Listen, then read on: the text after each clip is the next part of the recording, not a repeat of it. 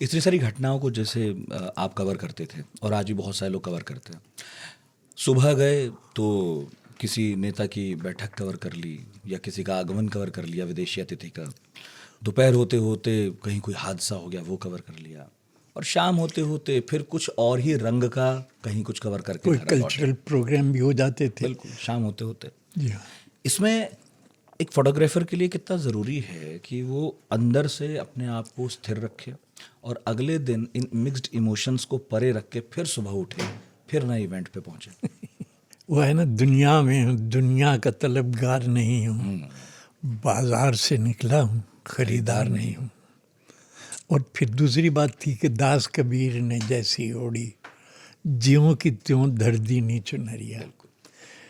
आप पे वो किसी किस्म का रंग नहीं चढ़ना चाहिए। और journalism is a very very responsible profession.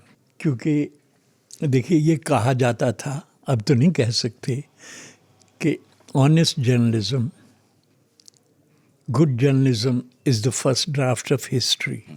अगर journalism is the first draft of history, then may I say that photojournalism is the first evidence of that history. बिल्कुल। Now, history, देखिए आजकल is being rewritten. Visual history cannot be rewritten. तो ये है sanctity मेरे profession की, and I have to maintain that, क्योंकि मैं उसका जवाबदाई हूँ, किसी मिनिस्टर या किसी और संस्था का नहीं, किसी एडिटर का नहीं। ये तो है। अच्छा, जब आप दिल्ली में काम कर रहे थे तो दिल्ली में होने वाली लगभग हर बड़ी गतिविधि को तो कवर करते ही होंगे। अरे, हम 3-3, 4-4 असाइनमेंट्स दिन में कर डालते थे कभी कभी। श्योर। क्या भागा दौड़ी होती होगी। जी हाँ।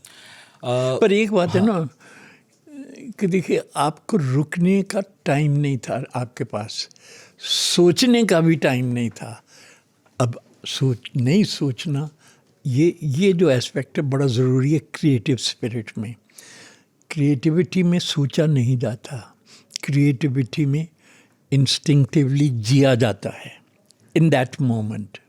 तो ये जो है ना, सोच से आगे की बात है, फिलॉसफी से भी आगे की बात है। कैसे? देखिए कि you gone through some very intense experience, कि आप ऐसे एक्सपीरियंस से गुजरे हैं कि आपकी रियलाइजेशन, आपका माइंड, स्पिरिट सब जाग गए हैं। उसके बाद यू बिगिन टू थिंक कि अच्छा ये था, ये हुआ, then you philosophise it, then you put it in words. तो पहले जीना और एक्सपीरियंस, रियलाइजेशन होती है, उसके बाद बातचीत होती है। तो जब नेचर डिवाइन आपको इतना समय नहीं देता है, तो ये देखो, फोटोग्राफी में ज़ेन बुद्धिज़्म में कहते हैं being here and now. Being here and now is a very amazing, simple, ordinary concept of daily life.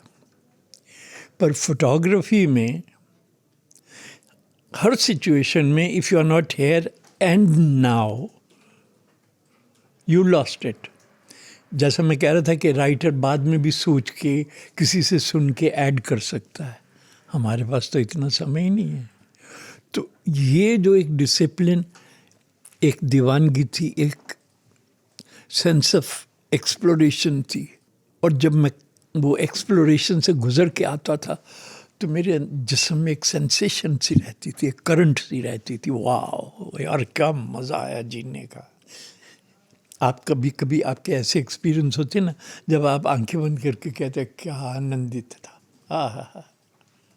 तो जब आपका अक्सर ऐसे आनंदित हो के आप जीने लगे, और क्या चाहिए आप। मगर मैं वही कह रहा था आपसे कि जब एक इतना क्रिएटिव इंसान होता है और भावनात्मक रूप से भी वो, मतलब वो एम्पैथी वाली भी बात होती है, और वो इतनी इमोशन से होके गुजरता है, तो भले उस वक्त ना महसूस करे, लेकिन बाद में शायद कुछ अवसाद, कुछ बोझ बढ़ता हो। जैसे आप भोपाल गैस कांड की मैं बात करूं, वही मशहूर और चर्चित फोटोग्राफ जिसमें वो छोटा बच्चा है जी ना। तो आप तो अगले दिन चले गए थे और आपने सब कवर किया, आपके ही थ्रू देश ने देखा, दुनिया ने भी देखा। जी हाँ।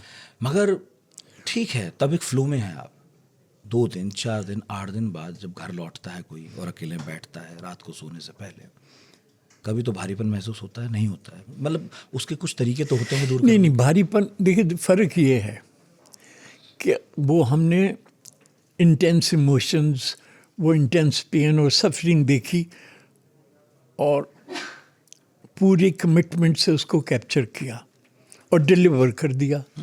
जब आप प्रेग्नेंट हुए उससे और आपने डिलीवर कर दिया तो बोझ किस बात का?